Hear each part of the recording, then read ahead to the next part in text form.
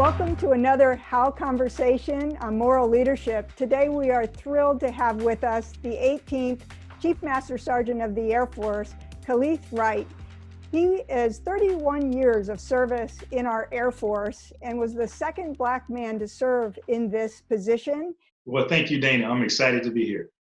Thank you for your service, and thank you for joining us here today for our How Conversation, Kaleth. Let me start with a first question, if I can. You are now, well, let me just say you have just retired and you have just started a new job as the Chief Executive Officer for the Air Force Aid Society, which is 1942, I guess older than our Air Force, 1947. And it's about airmen taking care of airmen. I wonder if you might first talk a little bit about what's the difference or similarities between being our top enlisted leader and being a chief executive officer for a nonprofit. Yeah, so thanks, Dana. I really appreciate it. I'm excited to be here. Looking forward to this conversation. And I think to answer that question, there are some real similarities. I spent 31 years in the Air Force. Really, you can kind of sum it all up, taking care of airmen and their families. And some of that was through programs and processes, and some of it was, mentorship and guidance and leadership advice and whatnot. I think the similarities with the role at Air Force Aid Society is that I still get to take care of airmen and families in just a little bit of a different way. So, people may or may not know the three things that we really do at Air Force Aid Society are emergency assistance. So when airmen are in some type of financial trouble or hardship, or if there's a hurricane or a storm of some sorts, we provide an emergency funding. Yeah. So then we do scholarships for spouses and children of service members, and then just a few community programs. I'd tell you the biggest difference is as a CEO, even though some people may think, but we're a private corporate company, although we're closely affiliated to the Air Force. So I don't have the red tape. I don't have the bureaucracy. I can move much faster. I can make decisions and get things done in a much more efficient way. And so I think I like that much better than I did. All the things that I did in the Air Force were well worth it, but there were some challenges just with the size of the Air Force, the size of the government, and a lot of what I would consider Mother May I's whenever I was trying to change things. And now, even though I have a board that I, obviously like every corporation have to answer to, it just seems to be a much smoother process to get things done. Let me ask a personal question, if you don't mind, of a statement you made when you talked to airmen over and over again. You've mentioned that you were a menace. I think you said a menace to society, but I'm not sure. Yeah. But what did you mean by that? And how does someone who sees themselves as identity as a menace become someone who is just really rising to incredible positions of authority and moral authority and be that moral leader? What's your background? Yeah, what I really meant was, so I grew up in I would say a mid-sized town in Columbus, Georgia, military town. And we were very poor. I was very misguided as a young man, got in a lot of trouble. And I joined the Air Force on a whim. It wasn't a lifelong dream. It wasn't because I was ready to serve. Really, it was I needed someplace to go. I needed to get away from home.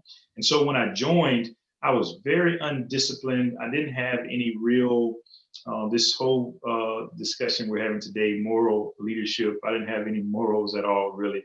I was interested in partying and drinking and hanging out. And I used to come to work late. I used to get in a lot of trouble, which is a little bit different today. Back, I came in the Air Force in 1989, and back then you could actually get in a little bit of trouble and still survive. But what really helped me was I had a great mentor who took me under his wing from really the very first day at my first duty station, and he helped me understand what it meant to be a professional. And it wasn't easy. It wasn't an easy road. He didn't sit me down one time and I said, "Oh yeah, okay, got it. That makes sense."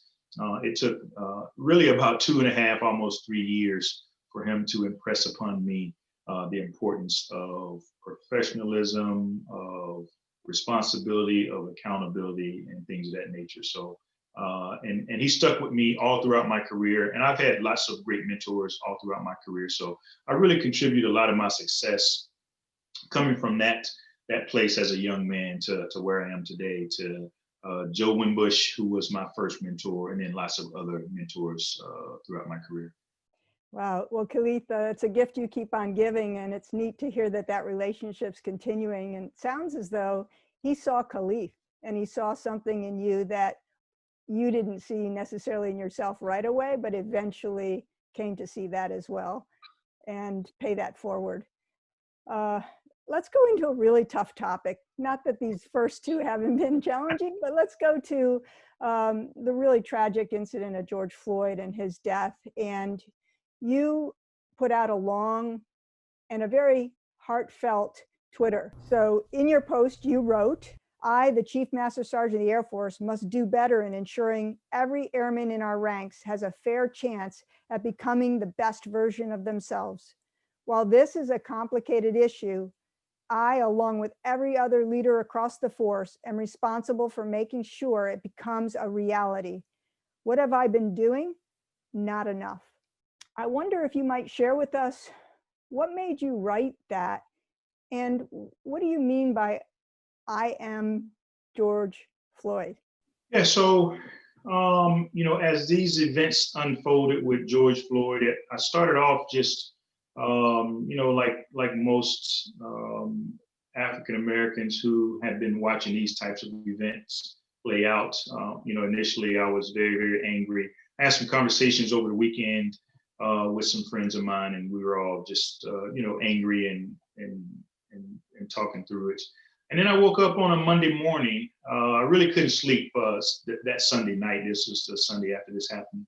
I really couldn't sleep because I was thinking about it, and I was thinking, and a few of our airmen had reached out to me via email and social media asking, "Hey, when is the Air Force going to say something? What do you personally think about it? What's going on?" And so I was just compelled. I woke up on a Monday morning.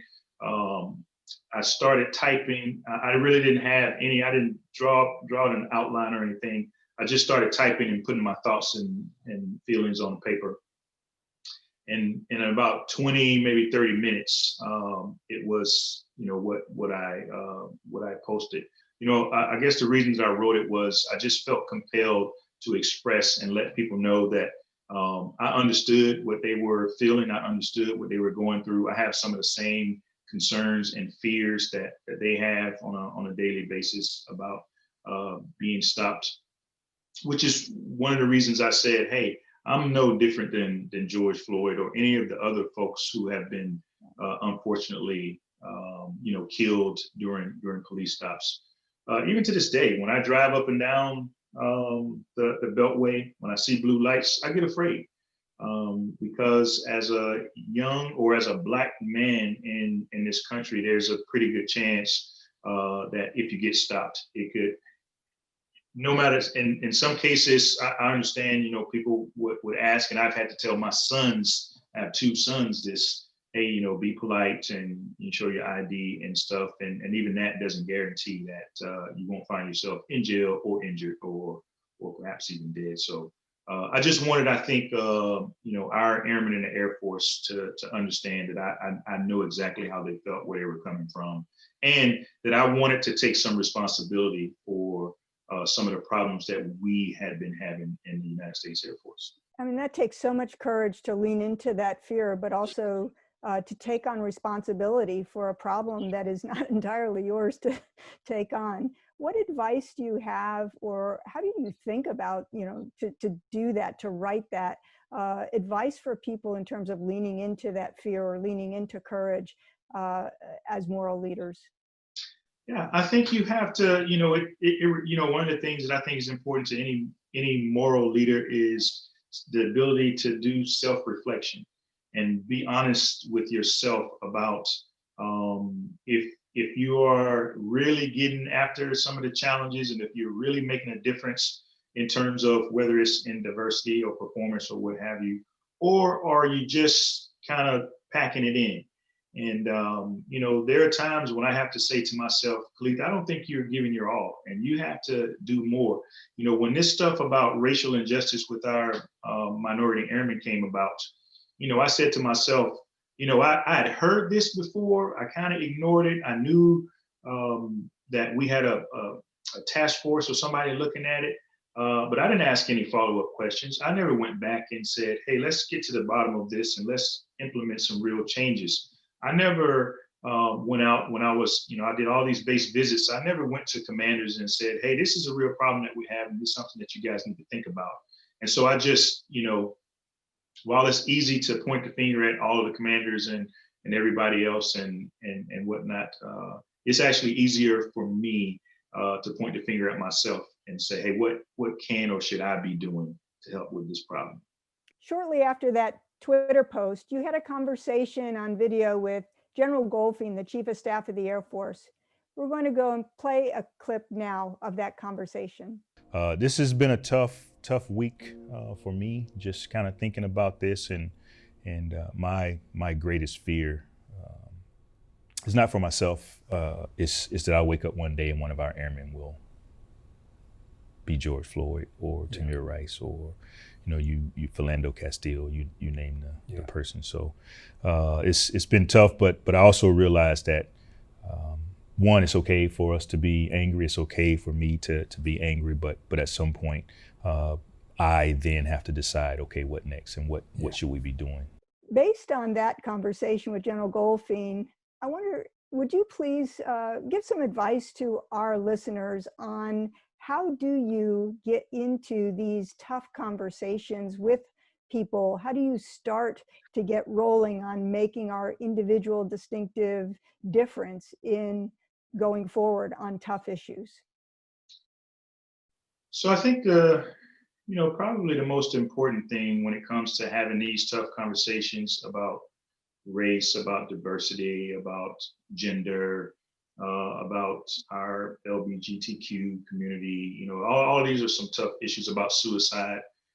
I think the conversations have to begin with, again, some self-reflection and understanding that I don't know and I don't have all the answers. And so my primary purpose here is not to fix it, but is to listen and try to understand. Sometimes as leaders, we feel like it's our job to fix all the problems, to be strong in the face of people who may be struggling with these issues. What I heard from a lot of leaders out in the Air Force and out in the field, and I've heard this from leaders across many careers, is, hey, this is a tough subject, and I don't have the training, and I'm not equipped to talk about race or diversity and inclusion. And frankly, Dana, I'll just tell you, I think it's a cop-out. I know it's difficult, but we pay people a lot of money to do some very, very difficult things, and they spend the time learning how to be pilots and engineers and you name intelligence, analysts and whatnot, and all that stuff is hard too. But I think when you're committed to something, when you're serious about being good at something, then you put in the time and the effort. And there's lots of things that you can do. There's lots of books, there's lots of resources, there are lots of people that you can talk to. And really, I think it's worth leaders sitting down, saying, and maybe displaying a little bit of vulnerability, saying, hey, I just really don't understand this race stuff. It seems to me that, this is being blown out of proportion. Tell me how you see it. Tell me what you think the problem is. Help me understand. Now, depending on how you say that first part, hey, I think this is just blown out of proportion. You may get shut down. You may not have an opportunity. So I think you have to be mindful of understanding your people. But I think the right approach is, hey, I don't have all the answers, but I'm willing to listen and understand where you're coming from. Right. Well, and you're getting into that. Ultimately, you want to have positive influence, and so that can be risky. And you've also said, and I want to get this quote right, but leaders need to take risks and sometimes say what needs to be said, which is an example you just provided us with. I'm wondering if you would share with us also about how you approach risk, and again, for some advice here on decisions that sometimes don't have a good option, right? Neither option looks great. How do you approach that decision? How do you lean into risk to make a decision in that situation? Yeah, so I think foundationally I think about what's good for the most people, for everybody that's at stake, and sometimes just because it's tough for me, sometimes it might mean that my career might take a back burner. I think in this particular case, I was able to take some calculated risk, and one of the things that I said was, there's going to be a lot of people who don't like what I'm about to say.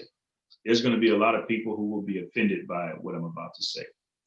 But I think we had built, General Goldfein and myself had built up enough credibility with the force, over our tenure, that people would at least, feel like that I was being honest, that I was being upfront, and that I had everybody's best interest in mind. Now, everybody didn't feel like that. I got a little bit of hate mail, which was fine, and I publicly said, and I even responded to some of the folks and said, hey, I understand that you don't agree, and we kind of talked through some of this stuff. But so I think my advice for leaders, and really I'll go back to what I originally started with, is I couldn't sleep. I could not sleep at night knowing that I was, not only myself, but the Air Force as an organization was being quiet on this issue. And, that was really part of the driving factor that led me to say, this is risky. A lot of people won't like it. It's probably going to get more traction than it needs to. And it really did. People started asking for interviews from CNN and stuff, which I declined, because I didn't want, I didn't want it to become the issue of the day. But yeah, I just had to. I think when there's no good outcome or potential outcome, you have to be willing to be vulnerable, to be courageous, and sometimes to sacrifice a promotion or an advancement, or even in I hate to say it like this, but it could even mean your reputation. But as long as you can live with it, you feel like you're being honest and you're displaying that moral courage, it's a risk that I think we should all be willing to take. I'm glad you used that word, moral courage. That's what I was thinking about as you were talking about, is that's what gives you that sleepless night, but also that sense of, I have to do something, and now what? And your now what? I mean, there's lots of difficult conversations that we have. It can be race and the disparities and injustice. It can be, sexual assault. It can be suicide. So many of these things. An example you might be willing to give us on a difficult conversation that you had, and how you approached that and what the outcome was. So yeah, I've had lots of difficult conversations around this. I had a young, actually it wasn't that young, but I had a gentleman who worked for me, and he was telling me a story about he was how he complimented a young Black person. He's a white male, and he in his mind he was complimenting this was a professional athlete who happened to have moved into broadcasting, and he complimented the gentleman on how well he presented himself and how well he articulated during an interview session or something like that. And the gentleman gave him a really nasty look and didn't say anything. And he said, "Man, I just don't understand." And so I was trying to help him understand how patronizing that can be sometimes, because and this was an educational moment for him. It was very hard for him to understand, because in his mind, hey man, I'm just trying to do right. I'm trying to do the right thing. But I said, when as Black men, when we're growing up, people don't expect us to be able to speak. We get talked about all the time for the way you articulate, and maybe based on where you're from and whatnot. And so it can be patronizing once when somebody says, "Oh, you speak very well." I'm like, yes, I've been to school like everyone else, and that's kind of normal. That's not something that people would typically say to my white counterparts. And but he just couldn't understand because it was something that he hadn't dealt with, and he typically doesn't deal with as a person. So we went back and forth. I gave him I think a few books to read, and he eventually came around. But that was a tough discussion. I've had tough discussions with young Black men, particularly around the use of the N word. The N word has kind of been normalized in some parts of the Black community, particularly in rap music. I'm a huge rap music fan. I grew up listening to rap music, but I despise the N word in any shape, form, or fashion. And I've had to have discussions with young African American males about the use of this word and how it's become normalized, and people will say stuff like, "No, we took it from the man," and when I say it, then it's got a different meaning, and I vehemently disagree that it shouldn't be used in any form. But I've had more than one tough discussion with young Black men about the use of that word. Yeah, and you seem to approach it from a wonderment and a curiosity to figure out, what is happening here? How do I best advise them to move beyond this, right? Right. To get to at least some kind of a negotiated relationship afterwards. And that's so important. I know you are really passionate about resilience and grit and perseverance and moving through these what seem to be hurdles or challenges that people face, either psychological or physical. And you have great resilience, starting from being a menace to continuing on this moral leadership journey as the Chief Executive Officer of the Air Force Aid Society. What keeps you going? Yeah, so I think, and I haven't always had this. There were times when, particularly when I first started the job as a Chief Master Sergeant of the Air Force, I just, said, "Hey, I'll figure it out. I'll work out whenever I can. I'll take care of myself when I can." And then about really 1 year into the job, I learned to be more intentional and purposeful about my own health, my own resilience, and it kind of came to me. I was flying somewhere. And normally when I'm flying, when the flight attendant or the little screen comes on and starts telling you what to do, particularly if the cabin loses pressure, the mask will drop down and you should put your mask on first. And then just one day it came to me, this thought of, and they never say, because if you don't put your mask on first, you can't help anybody else. But that's kind of what's inferred by that. And so I had to say, "Hey, I'm killing myself trying to take care of, 600,000 airmen across the Air Force. Maybe I should take care of myself first." And not in a selfish manner, but what really made me realize it was where I had to take about 3 or 4 days off because I couldn't get out of bed because I got sick. And then I looked back and I said, "Well, I haven't been to the gym. I've been eating just about anything that they put in front of me. I had been praying, and I had been dabbling with meditation, but I hadn't been, really purposeful about it." And so one day I said, "Okay, that's it. Here's my routine every day. I'm going to get up, do a little bit of prayer, a little bit of meditation. I'm going to work out." My wife and I we started off as vegans. It only lasted about 2 weeks. Transitioned to vegetarians. That lasted for a few months, and then we kind of settled on being pescatarians.